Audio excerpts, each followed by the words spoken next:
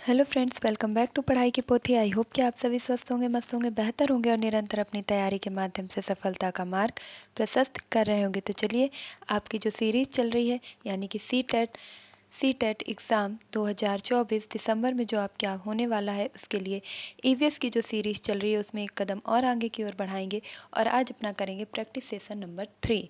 और इसमें हम क्या करने वाले हैं, तो यहाँ पर हम वर्ष 2023 अगस्त पेपर फर्स्ट का जो ईवीएस पोर्शन है उसको सॉल्व करने वाले हैं। यहाँ पर आपको क्या विशेष चीज़ मिलने वाली है, वह है आपकी प्रैक्टिस प्लस PYQ के साथ बहुत ही अच्छी तरीके से प्रिपरेशन। तो प्रिपरेशन प्लस प्रैक्टिस, साथ ही साथ आप अपने जो टॉपिक है उसको बेहतरीन तरीके से समझ सकेंगे। और अगर आपका अभी तक सीटेट क्लियर नहीं हुआ है तो इस बार आप गारंटी से सीटेट क्लियर कर पाएंगे। तो बिना समय व्यर्थ किए अगर आप चैनल पर नए हैं तो इन सब चीज़ों का फ़ायदा उठाने के लिए फटाफट से चैनल को सब्सक्राइब कीजिए, बेल आइकन को प्रेस कीजिए ताकि आगे आने वाली वीडियो की सभी नोटिफिकेशन आप तक पहुंच सकें। अपने सेशन को स्टार्ट करेंगे और लेंगे आज का पहला प्रश्न, और जिसमें कहा गया है कि एक शिक्षिका ईवीएस शिक्षण के लिए अपने विद्यार्थियों के साथ तुल्यकालिक संप्रेषण का चयन करना चाहती है। वह निम्नलिखित में से किसे चुनेगी? ऑप्शन नंबर 1 है phone call, pre recording video, tele conferencing. Number 2 है email, social media post, phone call. और नंबर 3 है त्वरित संदेश, ब्लॉग, टेली कॉन्फ्रेंसिंग। नंबर 4 है वीडियो कॉन्फ्रेंसिंग, ऑनलाइन चैट। और इसके साथ ही साथ आपको क्या बताया गया है, चैट सत्र, फ़ोन कॉल। तो यहाँ पर आपका राइट आंसर क्या होगा? यदि आप ईवीएस की शिक्षिका हैं और आपको क्या करना है, संप्रेषण के लिए किसी तुल्यकालिक यानी कि ऐसे कह सकते हैं आपके एक तरीके से इलेक्ट्रॉनिक जो भी सिस्टम है इनका, सोशल मीडिया का आपको चयन करना है, तो आप किस विकल्प को चुनेंगे? तो यहाँ पर आपका जो राइट आंसर होगा वह हो जाएगा option number 4 is the right answer, यानी वीडियो कॉन्फ्रेंसिंग, ऑनलाइन चैट, सत्र, फ़ोन और कॉल। ऑप्शन नंबर 4 ही आपका करेक्ट हो जाएगा। अब जैसा कि आप सभी को पता है कि ईवीएस के अंतर्गत 6 थीम दी गई हैं और उनमें से ही प्रश्न पूछा गया है। अगला प्रश्न है, यदि थीम यात्रा के बारे में कहा गया है कि थीम यात्रा रेलवे स्टेशन ईवीएस में एक सामुदायिक संसाधन के उपयोग को दर्शाता है, तो इसी प्रकार जो निम्नलिखित में से थीम भोजन है इसे कौन पूरा करेगा? ऑप्शन नंबर ए है कृषि फार्म, ऑप्शन नंबर बी है जंगल, ऑप्शन नंबर सी है दुकानदार, ऑप्शन नंबर डी है किसान।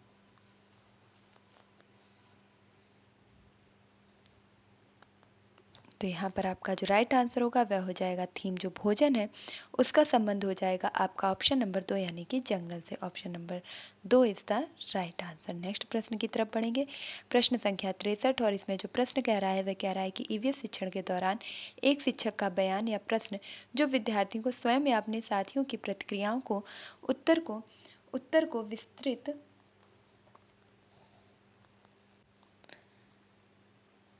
करने के लिए प्रोत्साहित करता है। तो यहाँ पर फिर से प्रश्न सुन लीजिएगा। शिक्षण के दौरान एक शिक्षक का जो प्रश्न है वह विद्यार्थियों को स्वयं या अपने साथियों की प्रतिक्रियाओं से उत्तर को विस्तृत करने के लिए प्रोत्साहित करता है। तो ये किस प्रकार का प्रश्न होगा? ऑप्शन नंबर 1 है खोजपूर्ण प्रश्न होगा, नंबर 2 है कंडीशनिंग होगा, नंबर 3 है चेनिंग होगा, नंबर डी है आपका परीक्षण और त्रुटि से संबंधित होगा। तो यहाँ पर जो राइट आंसर होगा वह हो जाएगा आपका ऑप्शन नंबर आपका राइट हो जाएगा यहाँ पर एक, यानी कि खोजपूर्ण प्रकार का प्रश्न होगा। Option number 1 is the right answer. अगले प्रश्न की तरफ बढ़ेंगे। नेक्स्ट है 64 और 64 नंबर के प्रश्न में कह रहा है कि अनीता परिवार थीम को पढ़ाने के लिए एक इकाई योजना तैयार करती है। निम्नलिखित में से कौन सा उसकी इकाई योजना का शीर्षक होगा? परिवार, एक घुमंतु परिवार, नंबर 2 है परिवार के प्रकार, एकल और संयुक्त परिवार, नंबर 3 है परिवार, एक परिवार के भीतर संबंध, और नंबर 4 है परिवार संबंध, लिंग, भूमिकाएं, व्यवसाय बदलते समय में सामाजिक सांस्कृतिक इकाई के रूप में। तो यदि उसको परिवार की एक थीम बनानी होगी तो वह किस जो थीम को है सबसे ज़्यादा उपयुक्त समझेगी? तो यहाँ पर राइट आंसर हो जाएगा ऑप्शन नंबर 4। आप हमेशा याद रखेंगे कि सीटेट ईवीएस पेडागोजी या साथ ही साथ आप किसी भी सीटेट पोर्शन को सॉल्व कर रहे हैं तो वहाँ पे आपको उस विकल्प को चुनना है जो कई सारी विविधताओं को समेटे हुए हो, कई सारे विस्तृत उसमें चीज़ें देखने को मिल रही होती हैं। यहाँ पर सारी चीज़ें किस में मिल रही हैं? ऑप्शन नंबर 4 में। तो यही आपका करेक्ट हो जाएगा। अगले प्रश्न की तरफ बढ़ेंगे और नेक्स्ट प्रश्न आपका है और वह कुछ इस प्रकार है कि वहाँ पर आपको विकल्प के माध्यम से ही उत्तर का चयन करना होगा। तो प्रश्न थोड़ा सा छोटा हो गया है। आसानी से देखने का प्रयास करेंगे। श्रीमती शीतल ईवीएस की विभिन्न अवधारणाओं को समझाने के लिए प्राथमिक कक्षाओं में कहानियों और कविताओं का उपयोग करना पसंद करती हैं। उनके द्वारा कहानियों और कविताओं के प्रयोग का सबसे उपयुक्त तर्क है।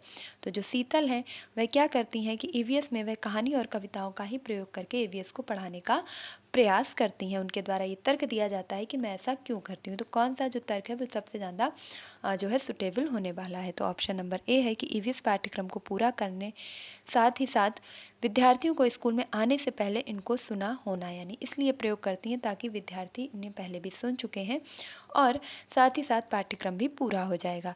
बी है विद्यार्थियों को अपनी कविताओं कहानियों को लिखने के लिए प्रोत्साहित करना। सी है विद्यार्थियों को भाषा और संस्कृति में विविधता के बारे में जागरूक बनाना। डी है पाठों को अधिक संवादात्मक, सुखद और दिलचस्प बनाना। तो यहाँ पर आपका जो फिलहाल राइट आंसर होगा वह हो जाएगा आपका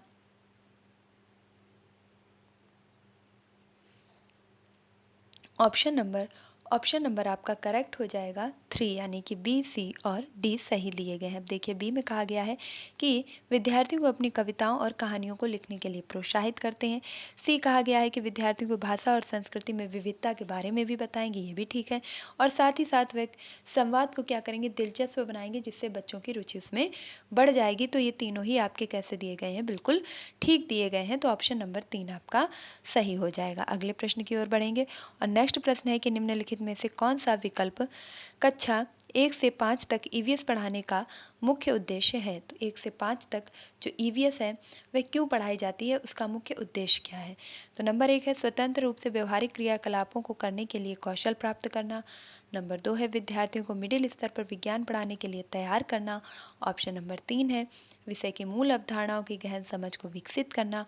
ऑप्शन नंबर 4 है शिक्षार्थियों को कक्षा के अधिगम को स्कूल के बाहर के जीवन से जोड़ने में मदद करना। तो यहाँ पर राइट आंसर क्या होगा, ऑप्शन नंबर 4 ही आपका राइट आंसर हो जाएगा, क्योंकि वो चीज़ें जो बच्चे करके सीख रहे हैं या बच्चों के व्यक्तिगत अनुभव है या बच्चे बाहर के जीवन से जोड़ पा रहे हैं या बच्चे समाज से सीख रहे हैं, ये सारे कैसे होते हैं, आपके राइट आंसर होते हैं। तो यही आपका विकल्प ठीक हो जाएगा, क्योंकि वह उनके जीवन से जुड़े होंगे, इसलिए वह उन्हें आसानी से सीख पाएंगे।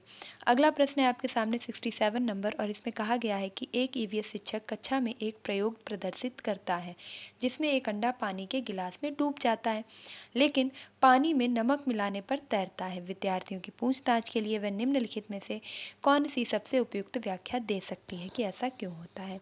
तो ऑप्शन नंबर 1 है प्रत्येक विद्यार्थी को पानी में विभिन्न वस्तुएं डालकर स्वयं निष्कर्ष निकालने दे। ऑप्शन नंबर 2 है पानी के घनत्व के कारण अंडा तैरता है। ऑप्शन नंबर 3 है आप उच्च कक्षाओं में सही कारण सिखाएंगे। ऑप्शन नंबर 4 है अलग अलग मात्रा में नमक के साथ प्रयोग करें और उसका अवलोकन करें। तो हम आगे की कक्षा में सिखाएंगे, ये तो कोई कारण नहीं हुआ आपका। यहाँ पर आपका जो राइट आंसर होगा वह हो जाएगा ऑप्शन नंबर 4, यानी कि अलग अलग मात्रा में नमक के साथ प्रयोग करें और उनका अवलोकन करें। यानी बच्चे जब स्वयं से थोड़ा कम नमक डालेंगे, अंडा क्या होगा, अंडा पानी में डूब जाएगा। फिर थोड़ा और डालेंगे, तो इस प्रकार जब वे खुद से कार्य करेंगे तो वे बेहतर तरीके से सीख पाएंगे और यही आपका करेक्ट आंसर हो जाएगा। नेक्स्ट प्रश्न है आपके सामने और प्रश्न आपका कथन निष्कर्ष से संबंधित है, तो बहुत ही इत्मीनान से पढ़िएगा। ईवीएस के सीखने को अवलोकन, पहचान, वर्गीकरण आदि से संबंधित प्रक्रिया कौशल के लिए उन्मुख होने की आवश्यकता है। कारण है आपका क्यों आवश्यकता है, विभिन्न प्रक्रिया कौशल प्राप्त करने के माध्यम से ईवीएस के सीखने के परिणामों को हासिल करने की संभावना होती है। तो इसलिए हमें क्या करना चाहिए, इसकी आवश्यकता होती है। यहाँ पर आपके जो विकल्प हैं वह इस प्रकार है कि ए गलत है, आर सही है, ए और आर दोनों सही हैं, आर ए की सही व्याख्या करता है, ए और आर दोनों सही हैं परंतु आर ए की सही व्याख्या नहीं करता है, ए सही है परंतु आर गलत है।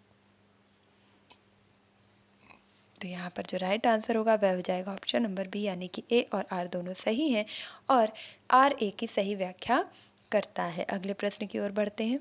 नेक्स्ट प्रश्न आपसे कहा जा रहा है कि एक ईवीएस शिक्षक को योगात्मक मूल्यांकन के लिए प्रश्न पत्र तैयार करते समय एक्स पर जोर देना चाहिए। तो आप लोग भी एक प्रकार का प्रश्न पत्र ही यहाँ पर हल कर रहे हैं और मैं आप सबसे ये रिक्वेस्ट करूँगी कि आप अपने जो सही आंसर हैं उनको काउंट करते जाएँ और कमेंट बॉक्स में ज़रूर बताएं कि इस पेपर में आपका ईवीएस के अंतर्गत कितना स्कोर रहा है। अगर आप 15 प्लस हैं तो आप अपने आप को सेफ समझिए, लेकिन अगर इससे आप डाउन हैं तो आपको बहुत ही ज़्यादा मेहनत करने की ज़रूरत है। तो ईवीएस शिक्षक जब योगात्मक मूल्यांकन के लिए प्रश्न पत्र तैयार करेगा तो उस समय वह किस पर सबसे अधिक जोर देगा? प्रश्न पत्र की लंबाई और उद्देश्य पर, प्रश्न पत्र की सामग्री, कवरेज और उद्देश्य पर, प्रश्न पत्र के कुल अंक और सामग्री, कवरेज पर, प्रश्न पत्र की लंबाई और कुल अंक पर। यहाँ पर राइट आंसर हो जाएगा ऑप्शन नंबर बी, यानी कि प्रश्न पत्र की सामग्री, कवरेज और उद्देश्य पर। जो प्रश्न पत्र को बनाने के लिए सामग्री और उसके अंतर्गत हम क्या क्या चीज़ें कवर कर रहे हैं, किन किन प्रकार के प्रश्नों को डाल रहे हैं, कितनी सूचनाओं को शामिल कर रहे हैं, साथ ही साथ उसको बनाने का हमारा उद्देश्य क्या है, इस चीज़ को भी हमें ध्यान रखना है। प्रश्न पत्र की लंबाई आपका जहाँ भी है उसे आप कट कर देंगे। अंक आपके क्या होते हैं, निगेटिविटी को दर्शाते हैं, तो ये निगेटिव टैग होगा, इसलिए ये भी आपका इनकरेक्ट हो जाएगा। नेक्स्ट देखेंगे अगला प्रश्न, और प्रश्न नंबर 70 है आपके सामने, और जिसमें कहा गया है कि कक्षा 3 के विद्यार्थियों के लिए ईवीएस में निम्नलिखित में से कौन से सीखने का परिणाम नहीं है, यानी ईवीएस सीखने का कौन सा परिणाम नहीं है। नंबर 1 है अच्छे और बुरे स्पर्श पर अपनी राय व्यक्त करना। नंबर 2 है दिए गए अनुभव किए गए मुद्दों पर आवाज़ उठाना और समाज की प्रथाओं से संबंधित करना, जैसे संसाधनों के स्वामित्व में भेदभाव। ऑप्शन नंबर 3 है कुछ स्थानीय इंडोर आउटडोर खेलों के नियमों का अवलोकन करना।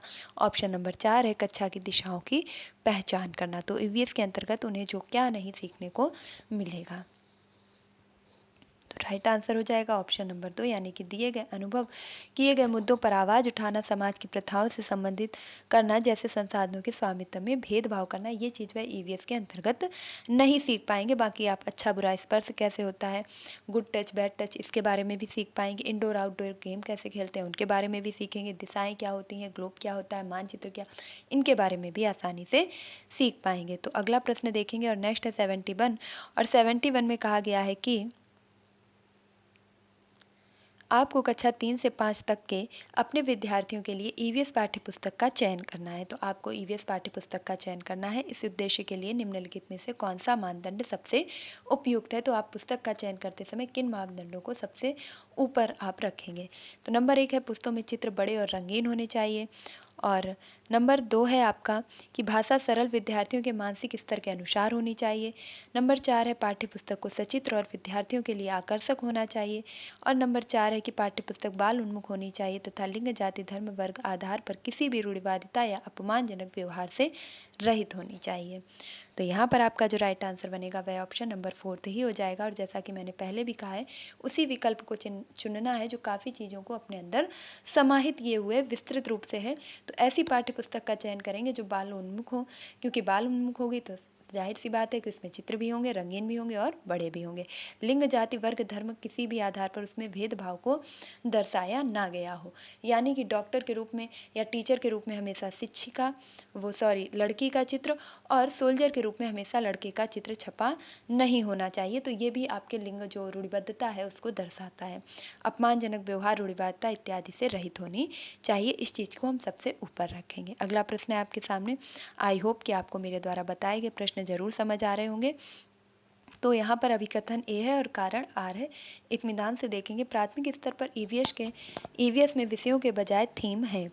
जो प्राथमिक स्तर पर हम ईवीएस पढ़ाते हैं उसे हम विषय नहीं बल्कि थीमों में विभाजित करते हैं, और कुल कितनी थीम है, तो 6 थीम है। अब अगर हम ऐसा करते हैं तो क्यों करते हैं, उसका कारण क्या है कि विषयों की तुलना में थीम आधारित ईवीएस सीखना शिक्षकों और विद्यार्थियों के लिए आसान है। अब कहा गया है कि ए गलत है, आर सही है, नंबर 2 है ए आर दोनों सही हैं, आर ए की सही व्याख्या है, और ए आर दोनों सही है परंतु आर ए की सही व्याख्या नहीं है, ए सही है परंतु आर गलत है। तो यहाँ पर राइट आंसर हो जाएगा ए आर दोनों सही है परंतु आर ए की सही व्याख्या नहीं कर रहा है। तो ये शिक्षक और विद्यार्थियों के सीखने का आसान तरीका है, सिर्फ इसलिए जो है हम ईवीएस को थीम में विभाजित नहीं करते। हाँ, सीखने का आसान तरीका है, ये बात अपनी जगह ठीक है। थीम में सीखते हैं ये भी अपनी जगह ठीक है, लेकिन जो कारण आर है वह अभिकथन ए को पूरक नहीं हो पा रहा है। नेक्स्ट प्रश्न देखेंगे। अगला प्रश्न है आपके सामने प्रश्न संख्या 73 और इसमें कहा गया है कि आप ईवीएस के विद्यार्थियों के लिए व्यवहारिक गतिविधियों को प्रोत्साहित करना चाहते हैं। निम्नलिखित में से कौन सी क्रिया सबसे उपयुक्त है? तो व्यवहारिक गतिविधियों को बढ़ाने के लिए आप क्या करेंगे? नंबर 1 है ग्लोब से नक्शा पढ़ाना। नंबर 2 है विभिन्न देशों के सिक्के एकत्रित करना। नंबर 3 है उपलब्ध सामग्री से ईवीएस किट विकसित करना। नंबर 4 है एक चार्ट पर विभिन्न पौधों के भागों का चित्र बनाना।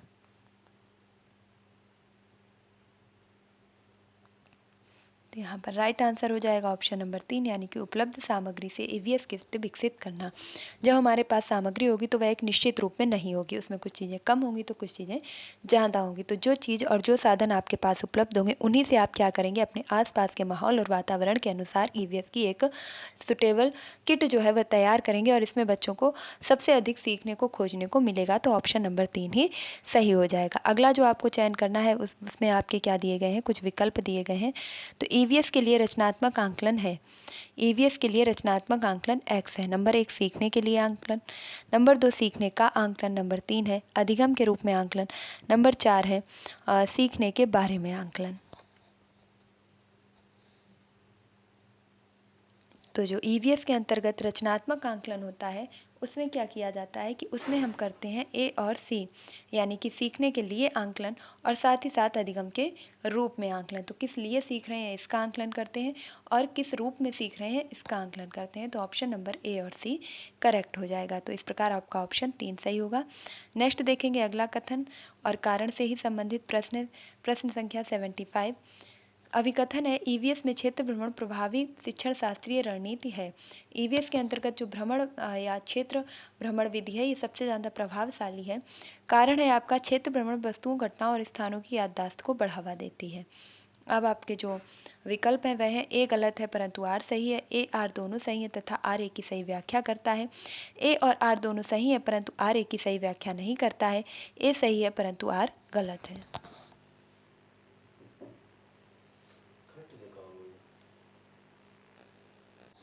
तो यहाँ पर आपका जो राइट आंसर होगा वह हो जाएगा ऑप्शन नंबर 4 यानी कि ए सही है परंतु आर गलत है। यानी कि जो क्षेत्र भ्रमण विधि है वह आपकी प्रभावशाली है, ये ठीक है, लेकिन इससे वस्तुएं और घटनाएं याददाश्त को बढ़ावा देती हैं ऐसा ठीक नहीं है। बल्कि हम देख करके सीखते हैं इसलिए ये हमें ज़्यादा समय तक जो है दिमाग में रहती हैं और हम देख के रुचि भी हमारे अंदर बढ़ती है और हम ज़्यादा सीखने का प्रयास करते हैं। तो ए सही है परंतु आर गलत है। अगला प्रश्न है आपके सामने।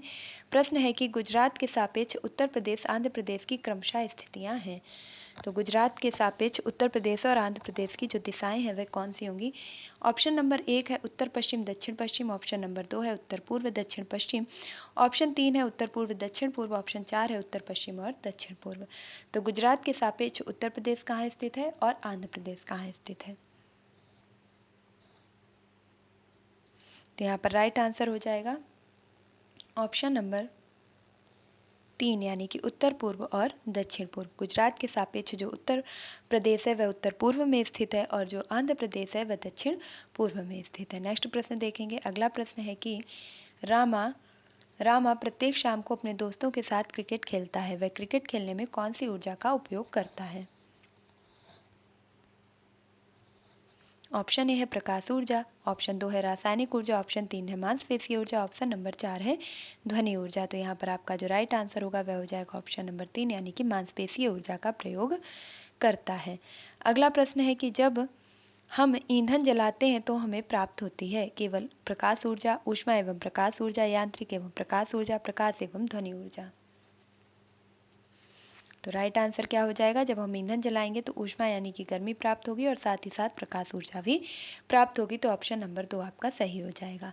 अगले प्रश्न की ओर बढ़ेंगे। 79 क्वेश्चन में पूछा गया है कि निम्नलिखित में से कौन सी असम में खाए जाने वाले चावलों की एक सामान्य किस्म है जो पकने के बाद चिपचिपे हो जाते हैं? नंबर 1 है बोरा चावल। नंबर 2 है अरबोरिया चावल। नंबर 3 है बोम्बा चावल। नंबर 3 है पोन्नी चावल। तो यहाँ पर राइट आंसर हो जाएगा बोरा चावल। बोरा चावल आपका बिहू जो कि असम में मनाया जाने वाला सबसे मुख्य त्यौहार है उसके अंतर्गत बिहू में आपके बोरा चावल की जो किस्म है, चावल की किस्म बोरा जो है इसको पकाया जाता है और ये हल्के चिपचिपे चावल होते हैं और इनको वहाँ पर क्या करते हैं, वहाँ पर बहुत ही ज़्यादा अच्छा मानते हैं इस चावल को पकाना बिहू के दिन। अगला प्रश्न है, बिहार राज्य के लोगों के लिए निम्नलिखित में से मधुमक्खी पालन कार्यक्रम आरंभ करने के वर्ष की सर्वश्रेष्ठ अवधि चुनिए। बिहार राज्य में यदि आपको मधुमक्खी पालन करना है तो कौन सा जो मौसम है, कौन सा जो समय है वो आपके लिए सबसे ज़्यादा उपयुक्त होगा। नंबर 1 है अक्टूबर से दिसंबर, नंबर 2 है फरवरी से अप्रैल, नंबर 3 है अप्रैल से जून, नंबर 4 है अगस्त से अक्टूबर। तो राइट आंसर हो जाएगा अक्टूबर से दिसंबर के अंतर्गत बिहार राज्य में जो मधुमक्खी पालन है वह बहुत ही अच्छी तरीके से हो पाएगा। साथ ही साथ बिहार से एक प्रश्न और याद रखेंगे कि मधुबनी पेंटिंग का संबंध किस राज्य से है, तो बिहार राज्य से है। अगला प्रश्न देखेंगे, यहाँ पर आपको कुछ महत्वपूर्ण मसाले दिए गए हैं और उनकी विशेषताएं दी गई हैं जिनको आपको स्तंभ ए और बी को मिलान करना है। तो चलिए फटाफट से मिलान करते हैं। यहाँ पर आपका जो जीरा होगा वह कैसा हो जाएगा, छोटा परंतु खुशबूदार। जीरा कैसा होगा, बहुत छोटा होता है लेकिन खुशबूदार होता है। और वहीं अगर हम बात करते हैं किसकी, वहीं अगर हम बात करते हैं केसर की, तो केसर कैसा होता है, आपका पीले रंग का होता है। और अगर मिर्च की बात करते हैं तो मिर्च आपकी दक्षिण अमेरिका से लाई गई है।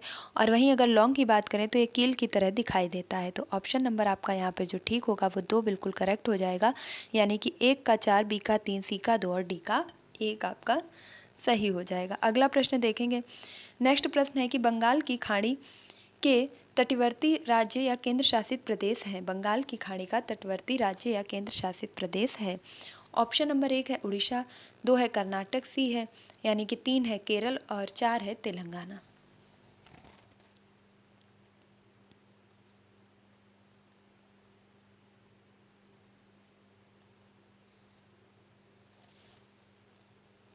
तो यहाँ पर राइट आंसर हो जाएगा ऑप्शन नंबर ए, यानी कि उड़ीसा आपका बंगाल की खाड़ी का तटवर्ती राज्य या केंद्र शासित प्रदेश है। तो केंद्र शासित तो नहीं, कैसा हो जाएगा, राज्य क्षेत्र है। अगला प्रश्न है आपके सामने कि जंगलों के बारे में निम्नलिखित कथनों पर विचार कीजिए और उन कथनों में से आपको विकल्प को चुनना है। नंबर 1, कुड़ुक भाषा में तोरंग का मतलब जंगल होता है। नंबर 2 है यानी कि बी, झारखंड में ग्राम परिषद लॉटरी के माध्यम से तय करती है कि किस परिवार को कृषि के लिए कितनी भूमि मिलेगी। नंबर 3 है जंगल अधिकार कानून 2007 उन लोगों को अधिकार दिलाता है जो कम से कम 15 वर्षों से जंगल में रह रहे हैं। नंबर डी है आपका कि मिजोरम में लगभग 3/4 लोग जंगलों से जुड़े हैं। अब इनमें से कौन से कथन सही हैं वो आपको बताने हैं। तो कथन है बी और सी सही हैं, ए और सी सही हैं, ए और बी सही हैं, ए और डी सही हैं।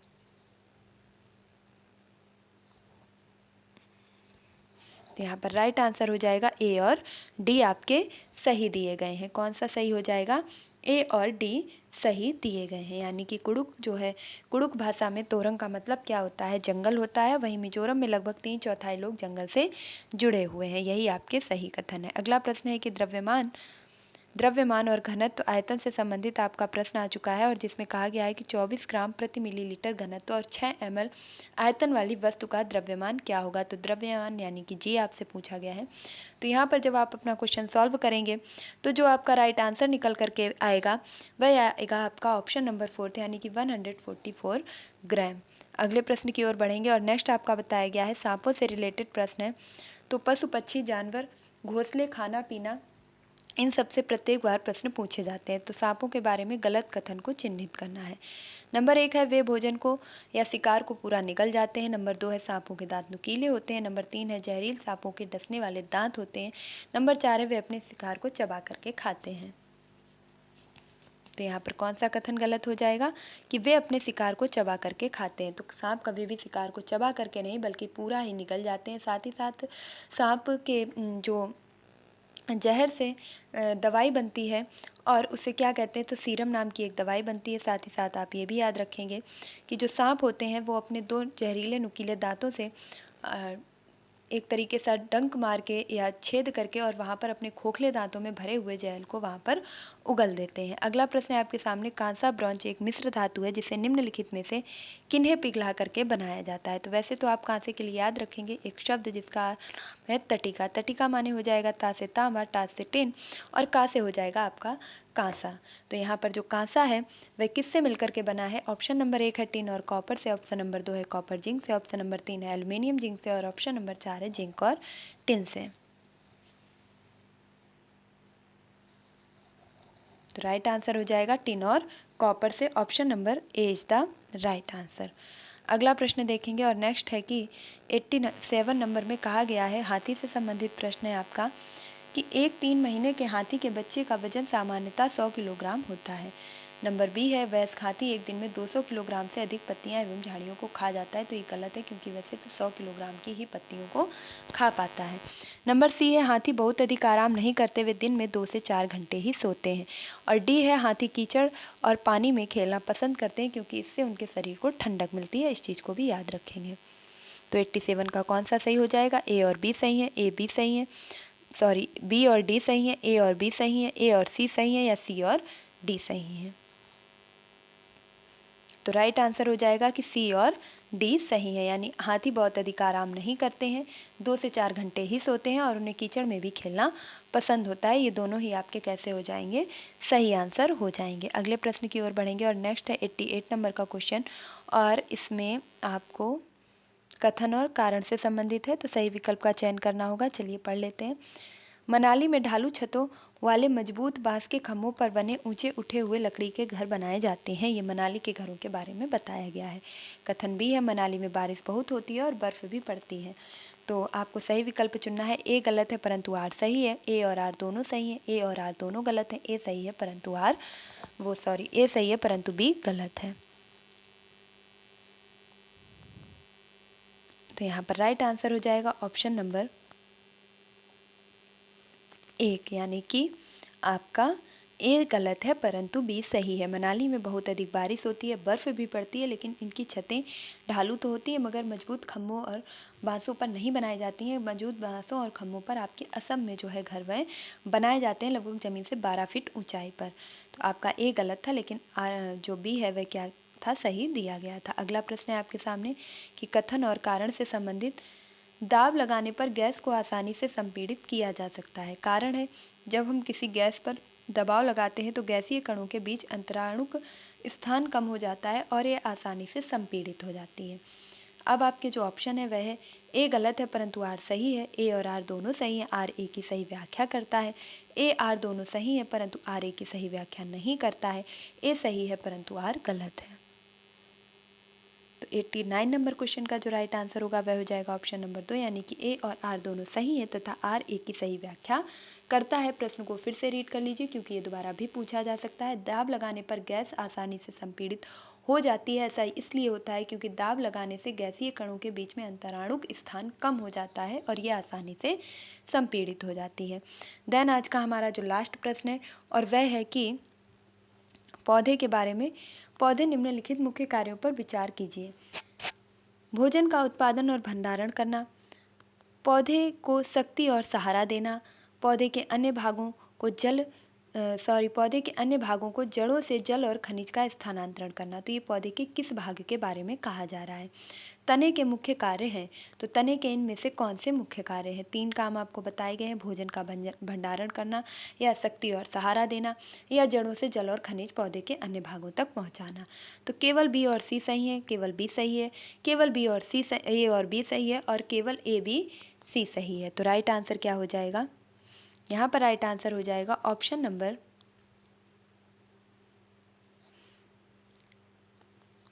बी और सी। क्या सही हो जाएगा? ऑप्शन नंबर बी और सी। एक बार फिर से देख लीजिएगा, बी और सी में क्या कहा गया है कि तना क्या करेगा? पौधे को सहारा देता है। ये तना क्या करता है कि पौधे को सहारा देता है। साथ ही साथ वह जमीन से क्या करता है कि खनिज तत्व और पानी का अवशोषण करके पौधे के अन्य भागों तक पहुंचाता है, जबकि भोजन बनाने का कार्य पत्तियां करती हैं और वही भोजन को भंडारित भी करती हैं। तो 2 काम आपके हो जाएंगे कि शक्ति और सहारा देगा, साथ ही साथ पानी और खनिज को नीचे से ऊपर तक पहुँचाएगा। ये तने का कार्य होगा। तो ये थे आज के हमारे मोस्ट इंपॉर्टेंट क्वेश्चंस, जो हमने 30 क्वेश्चंस अपने कंप्लीट कर लिए हैं। आपके 30 में से कितने क्वेश्चंस बने हैं ये आप कमेंट बॉक्स में ज़रूर बताइएगा। अगर आप 30 में से कितने क्वेश्चन 50 प्लस कर रहे हैं तो आप यकीन मानिए कि सीटेट एग्ज़ाम तक आप आसानी से अपना 25 और 30 के बीच में स्कोर पहुँचा लेंगे। लेकिन अगर इससे कम है तो आपको अधिक मेहनत करने की ज़रूरत है। कमेंट बॉक्स में अपना स्कोर शेयर कीजिए। साथ ही साथ अगर आप चैनल पर नए और इस श्रृंखला से लगातार जुड़ना चाहते हैं तो फटाफट से चैनल को सब्सक्राइब कीजिए, बेल आइकन को प्रेस कीजिए ताकि आगे आने वाली वीडियो की सभी नोटिफिकेशन आप तक पहुंच सके। मिलती हूँ अपने नेक्स्ट वीडियो में, तब तक के लिए खुश रहिए, मस्त रहिए, पढ़ाई में निरंतरता बनाए रखिए, अपने माता पिता गुरुजनों का सम्मान कीजिए और पढ़ाई की पोथी को सपोर्ट कीजिए। Thank you for watching this video. Please like, share and subscribe.